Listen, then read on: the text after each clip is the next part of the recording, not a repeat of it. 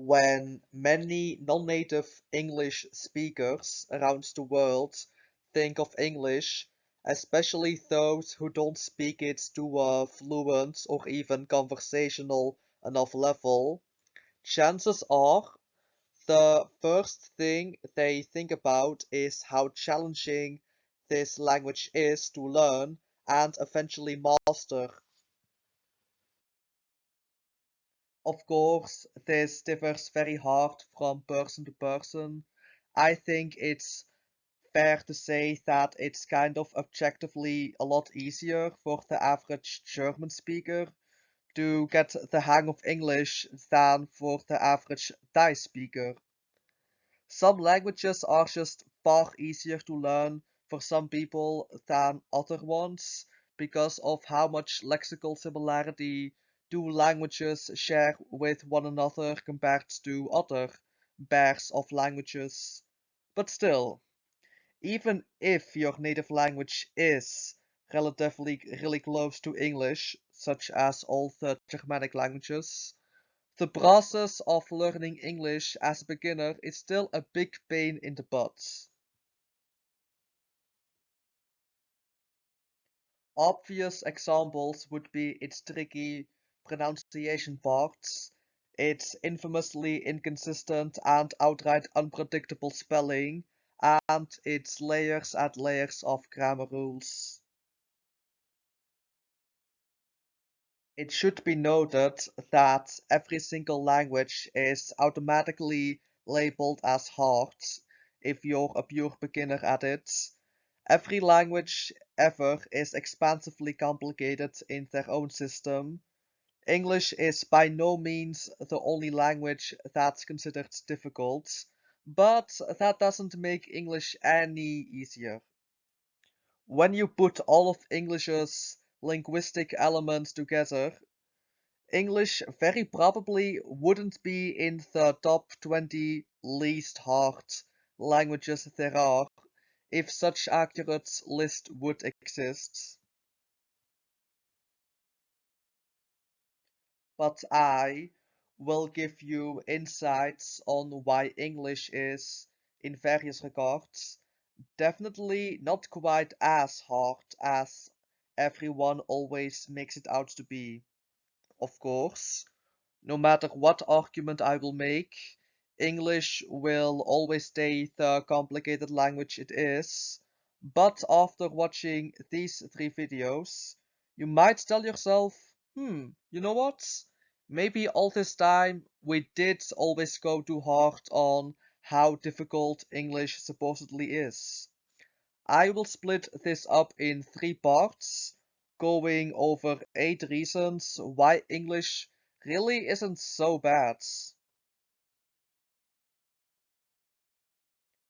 The reason why I wanted to tackle this is because on YouTube there are countless of videos pointing out how difficult English is, whereas really only two in all of YouTube where it's explained why English can be seen as a not so hard language too.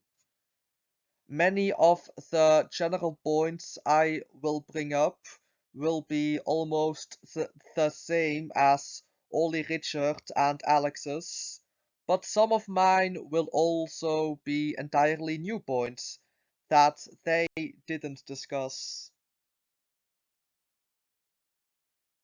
Now, obviously, the number one reason why English is picked up so quickly by learners is because, simply put, it's the lingua franca. English has become so popular to the point it's pretty much everywhere. Books, movies, TV shows, apps, podcasts, video games. The amount of English resources that learners can immerse themselves in are virtually endless. However, this video will purely be about why English is arguably easy in terms of linguistic elements only. So even if we look past the fact that English is blatantly the international language of the world, There are still many different reasons why English is far less painful to grasp than everyone says it is. Starting with, firstly, it isn't a tonal language. So yeah, is English pronunciation generally more easy than it is hard? Absolutely not. English contains many sounds that are not common at all among literally all other languages. We all know about the difficult TH sound in words like think or thumb, but there are other sounds that are notoriously uneasy to make, such as the RN sound in burn or the RL sound in curl. And especially for Japanese learners, all those words with a stupidly big amount of consonants glued together are excruciating for them to pronounce correctly, as all their syllables end in a vowel, with the letter N being the only exception. But at the very least, the tones of all the words you can say in English will never literally change the meaning of the words. This is in big contrast with languages like Mandarin Chinese, Vietnamese, even some Northern Germanic languages like Swedish and Norwegian are tonal in a way, though Mandarin and Vietnamese are very strictly tonal. Japanese isn't tonal, but the pitch does matter for a large amount of words with multiple syllables.